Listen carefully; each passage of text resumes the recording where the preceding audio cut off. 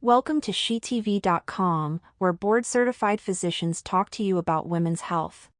This video features Dr. Pooja Singhal, a board-certified gastroenterologist, speaking about GERD, or gastroesophageal reflux disease. She is interviewed by Dr. Dana Bach, a board-certified anesthesiologist.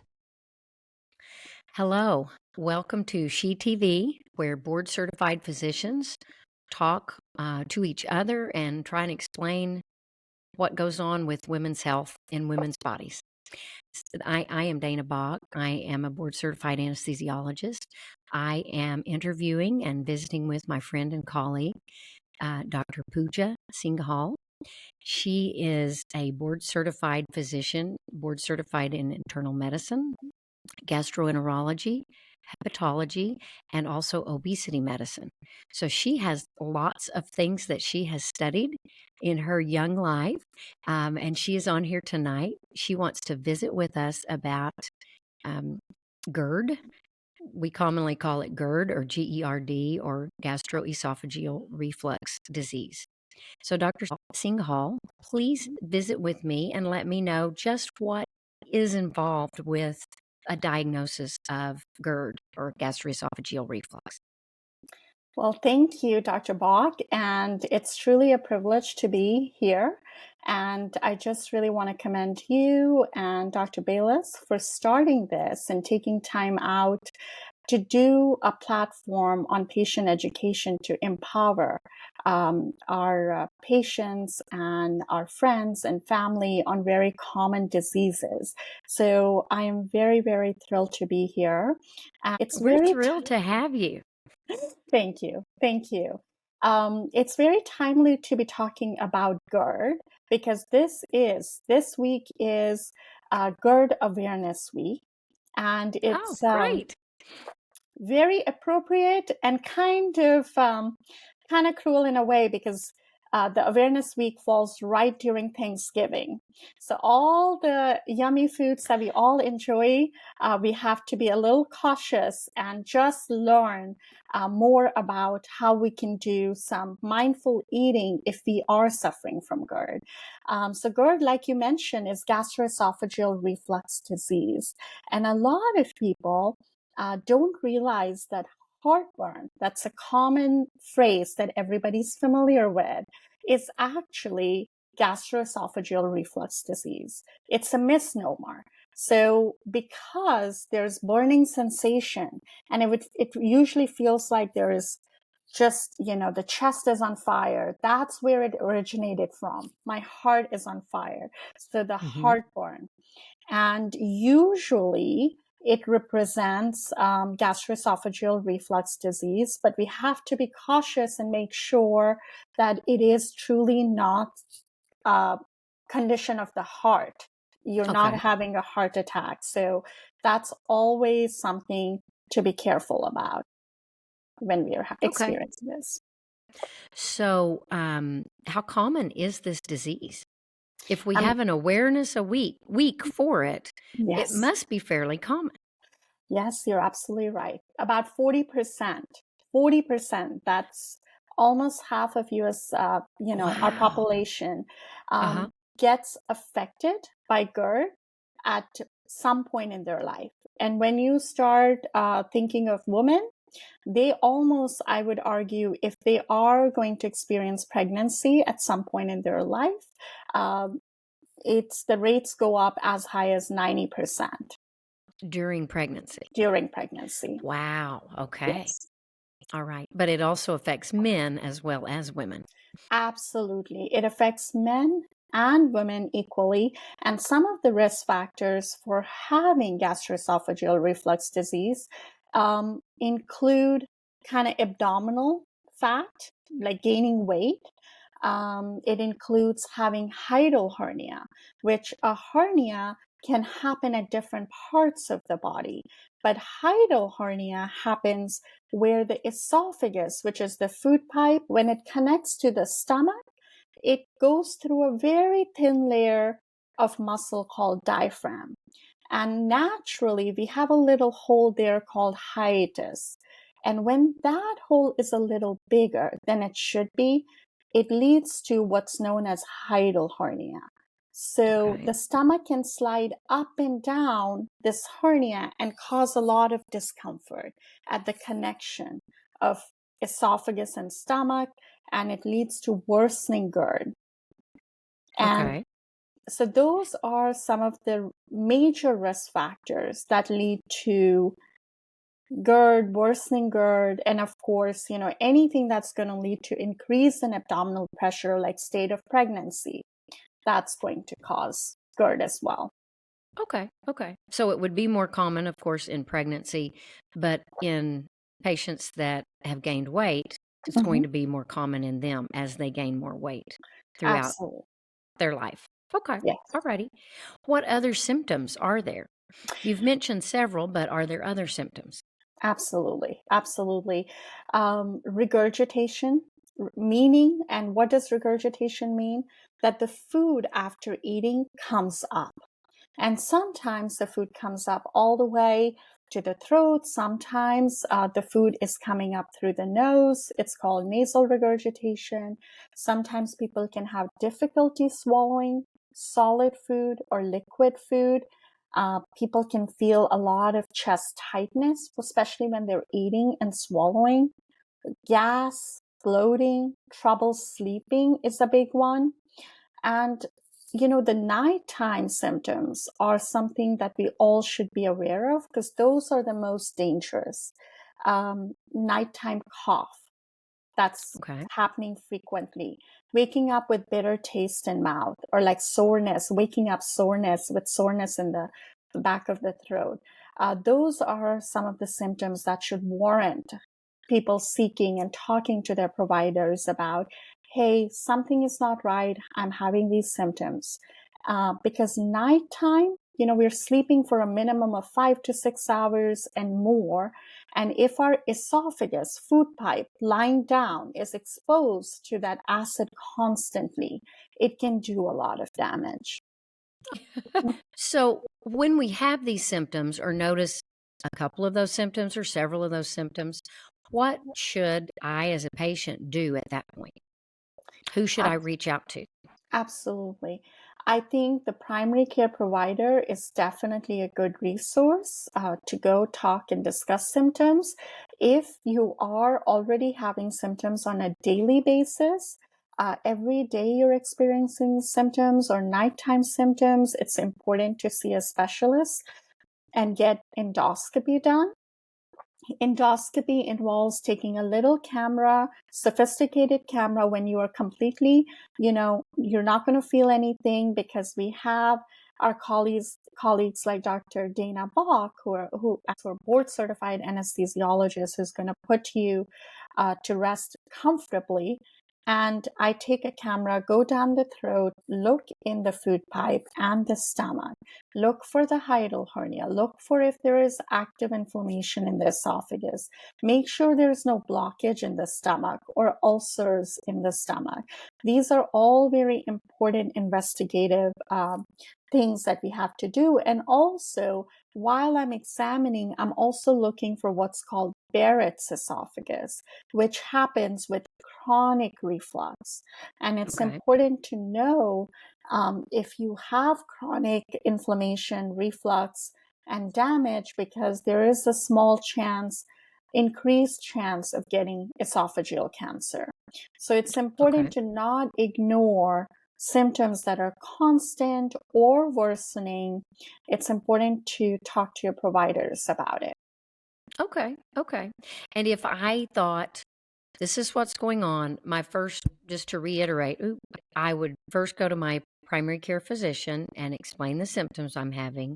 And then I would ask, can I see a gastroenterologist or do I need to see a gastroenterologist? Correct? Exactly. You got it.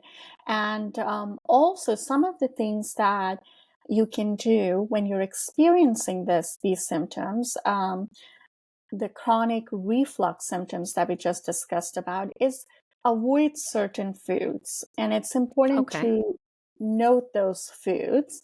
I remember them as the seafoods. So it's cigarette smoking leads to a lot of symptoms of GERD, chocolate, cocktail, carbonated drinks, Okay. citrus foods like berries. So Okay. strawberry, raspberry, they're good, healthy food, but somebody who's experiencing GERD, that's going to lead to increased acidity. Okay. Instead, eating neutral foods like banana may be more beneficial. And lastly, curry and spices. So staying away from those foods that start with C's or minimizing them at the very least would really go a long way to help prevent and minimize acid in the stomach. Okay, perfect. So that is something I, as a patient, could work on while I'm waiting to see my primary care physician and my being referred to my gastroenterologist. Okay. Okay. Absolutely. What Absolutely. else? I've read before about elevating the head of the bed. Some of those Yes. things. Are those things helpful? Are there other tricks, I Yeah. guess, to do? Absolutely. We talked a little bit about dietary modifications just now. So there are lifestyle modifications that are under our control that we can do. And that's elevating the head of the bed or putting, 2 or 3 pillows at the head of the bed to elevate the head. And the reason why that works is because esophagus is connected to the stomach. And gastroesophageal reflux happens because there's a sphincter, there's a valve there, and that's when it's not working as well as it should be. That causes a lot of reflux. So you're Okay. trying to prevent the head lying supine, lying completely straight on your back. You're trying, if you're going to do that, it's going to reflux more. By elevating the head of the bed, you're trying to prevent that. And the other thing that's under our control is giving 3 hours of break between eating and lying down. So earlier dinner, or if you're one of those people who eats and feels sleepy, maybe taking a nap in a recliner or in an elevated, Okay. head elevated position is going to be key. Okay. Okay. Perfect. So those are all ways to modify our behavior in addition to seeking medical help. Absolutely. Absolutely. Um, what else have we not talked about? Is there anything that I haven't asked about that you want to get across to the Yeah. people watching? I think we've covered really well. The one important thing I will say is the group that's at risk for Barrett's esophagus and esophageal cancer are Caucasian males greater than 60 years old. Okay. So it's very important if you fall in that demographic, if you have had reflux all your life, and especially all of a sudden you're like, oh, reflux is just gone, and you haven't really had significant weight loss or made any major changes. Sometimes reflux can turn into silent reflux. And it's very important to make sure that that's not the case with you, because if you've had GERD your entire life and all of a sudden you feel great and you haven't changed anything, you may have switched to silent reflux. So it's important to make sure that you discuss that with your providers and make sure that it's something that's, on their radar and being addressed properly and appropriately. Okay. And if I understand correctly, silent reflux will still be reflux with damage to the esophagus, but I would, as a patient, I wouldn't necessarily notice it or think that I'm having any issues. Is Yes, that and why thank it's you. named silent? Yes, Okay. exactly. And that's why it's more dangerous. So thank you so much for explaining that. That's why it's more dangerous. That's why somebody like myself would really worry about that, because then if I was having silent reflux, I would be like, oh, I'm feeling great. It's gone. I don't know what I did, but it's gone. But in reality, the symptoms have gone away, but you're still refluxing and the damage may still be happening. So it's Okay. very, very important, if you've had GERD-like symptoms, to talk to your providers and just, keep bringing it up. especially if it's happening on a daily basis, especially if you're experiencing nighttime symptoms, and especially if you're taking medications you were prescribed and it's not helping. All those are reasons for further investigation and testing, especially endoscopy, because it only takes about 10 minutes to take a look and make sure. Okay, perfect. And that will give us reassurance and a diagnosis. Exactly. Okay, perfect. All right, anything else? It's been fun visiting with you this evening and getting to know a little bit more about GERD, and hopefully this will help our listeners, if they have symptoms, help them know what to do to get help, and things that they could do at home while they're waiting to get that help from a physician. Absolutely. Thank you so much. I think we've covered it all, and I really appreciate your time. Oh, you bet. I appreciate your time too. We will be visiting with Dr. Singhal again in the future about other gastroenterology problems, because she is a definite expert. She works with me at Lakeside Women's Hospital. She had been at a sister hospital here in town and has just recently moved her practice and opened at Lakeside Women's Hospital. Actually, your practice is just across the street from the hospital itself, in a private building. Tell me a little bit about your practice and how long you've been there. Yeah, absolutely. Well, thank you. I've been practicing for more than 8 years in Oklahoma City. Prior to that, I was in DC, finishing my training. And my practice is called Oklahoma Gastro Health and Wellness. And I wanted to open this practice to have better control over patient care delivery on my own time.